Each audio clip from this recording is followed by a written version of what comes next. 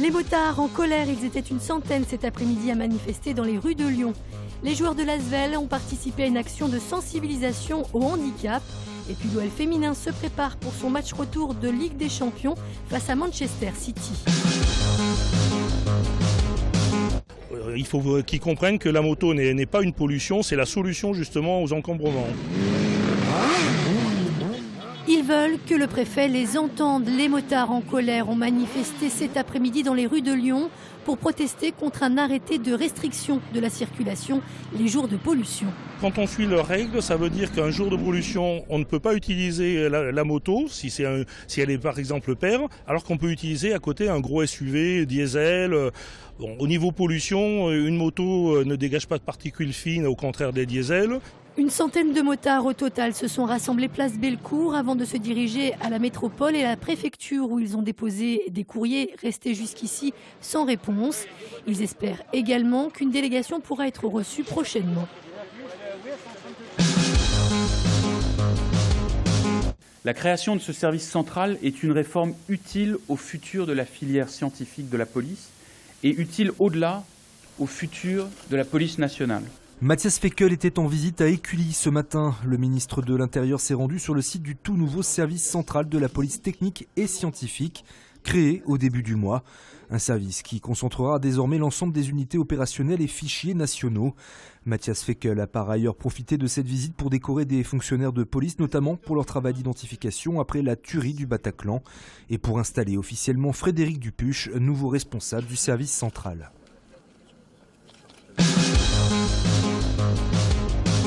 Ils défendent les mêmes politiques, ces gens-là. Ils défendent la même classe sociale. Les mêmes gens qui dirigent, qui tiennent les entreprises, qui détiennent tout. Ni Macron, ni Le Pen. C'était le mot d'ordre du rassemblement organisé hier soir place des Terreaux. À Lyon, ils étaient près de 500 personnes pour afficher leur refus de choisir entre les deux candidats qualifiés pour le second tour de l'élection présidentielle. C'est contre le résultat du second tour qui n'est pas représentatif de l'opinion des Français, puisqu'on peut bien voir le taux d'abstentionnisme prévisionnel du second tour. Et donc ici c'est pour dire non à Macron pour 5 ans d'Hollande de plus et surtout non au barrage, non au Front National pour 5 ans de fascisme. J'ai pas envie que ma voix serve à une politique que je n'approuve en rien en fait. Donc j'ai pas du tout envie que Macron soit élu avec, je sais pas, peut-être 80% des voix et qu'après ça légitimise sa politique.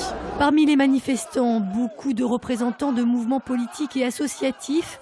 Si certains hésitent clairement à se déplacer aux urnes le 7 mai prochain, d'autres réfléchissent déjà à l'après-présidentielle et notamment aux élections législatives. L'idée, c'est simplement de dire que c'est pas parce que Macron est arrivé au premier tour et qu'il sera peut-être président que la lutte est terminée, hein. Il y a les législatives et puis il y a ce qui se passe dans la rue, ce qui se passe dans la réalité. Des débordements ont été constatés en marge de ce cortège. Un policier a été blessé et 7 personnes ont été interpellées. On n'est pas au milieu de la rue là. Non, c'est bon. On le sent un peu perdu. Livio Jean-Charles, l'ailier de l'Asvel, beaucoup moins à l'aise, les yeux fermés, que face à un panier. Comme plusieurs joueurs et membres du staff, il a participé ce matin au parcours handicap à Villeurbanne. Objectif, sensibiliser le public aux problèmes d'accessibilité. On est plus attentif à Louis apparemment.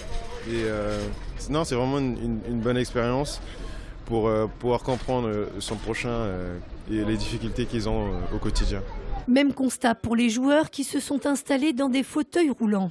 Et les 180 premiers mètres, je trouvais ça plutôt sympa, plutôt facile, plutôt marrant. Et là, je viens sur le passage piéton, rien qu'un petit rebord de 3 cm de rester bloqué et on a dû m'aider. Donc c'est vrai qu'on ne se rend pas forcément compte simplement sur une ligne droite, mais dès qu'il y a une petite difficulté, on se rend compte que tu peux vite être tout seul, c'est dur, quoi. Il faut faire attention un petit peu à tout, que ce soit aux piétons, aux voitures, aux vélos. Et on a fait juste à peine 100 mètres et on a pu le constater. Donc c'est vrai que c'est un réel effort constant. Une action de sensibilisation qui aura duré 1 heure au total et qui était organisée en partenariat avec le Lyon Métropole Handi Basket Club.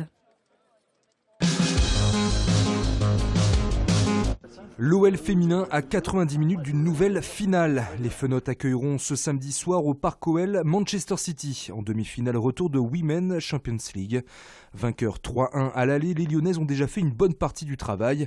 Mais on le sait, dans le football, tout est possible. Il n'y en a aucune qui, dans son esprit, peut dire encore que le match va être facile. C'est un match qui nécessite une performance de l'OL au moins aussi bonne, entre guillemets, que celle du match aller pour pouvoir effectivement se dire que les portes de la finale nous sont bien ouvertes. Ouais.